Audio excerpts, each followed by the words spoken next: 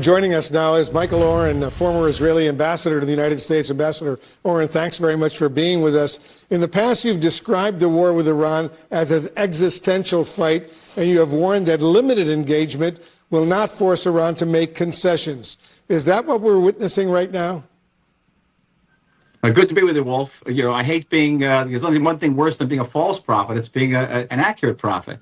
I think I speak for most Israelis in assessing that the MOU, the Memorandum of Understanding signed between the United States and Iran, wouldn't result in an actual agreement between the two countries, that Iran would violate the agreement, certainly interpret it completely different, that the absolute maximum that the Iranians were willing to concede, was far below the minimum that the United States was willing to accept, and that eventually the Iranians would try to precipitate some kind of fight with the United States. There's sort of this scuttlebutt around that the president wanted to drag his feet until after the November elections. Well, that's assuming that the Iranians are stupid and just going to sit there and do nothing. No, they do just what they're trying to do now, is pick a fight and get oil prices to rise, which would then impair the president and his party's chances of winning in November.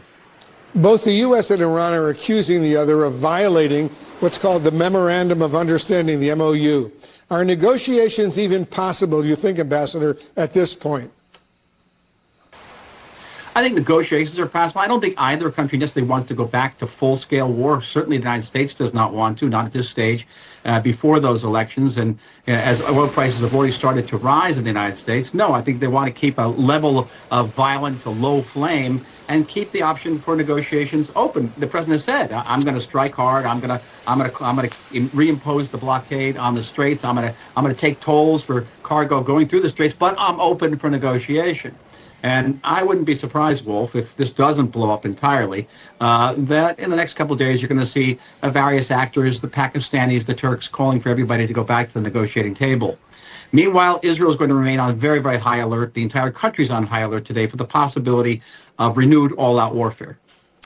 While I have you, Ambassador, I want to ask you about that incident involving U.S. Congressman Ro Khanna. He says Israel Defense Forces joined Israeli settlers to blockade him for more than an hour during a trip to the West Bank. The IDF denies that the soldiers took part in blocking the road. Ro Khanna is calling on the Israeli government to prosecute the soldiers and the settlers. What would you like to see happen? I would think just in general. Listen, again, I'm not a spokesman for the Israeli government right now. I think what is widely seen in the world is settler violence is not acceptable. It's causing a tremendous damage to the country in terms of certainly our public diplomacy. And I would like to see a far stronger hand in curbing that violence. I don't know what the details of what happened with Congressman Rahana. I don't. And it should be investigated, certainly.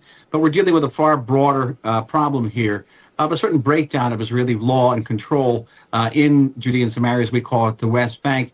And that is causing us immense harm and must stop. Ambassador Michael Oren, thanks as usual for joining us. Appreciate it very much.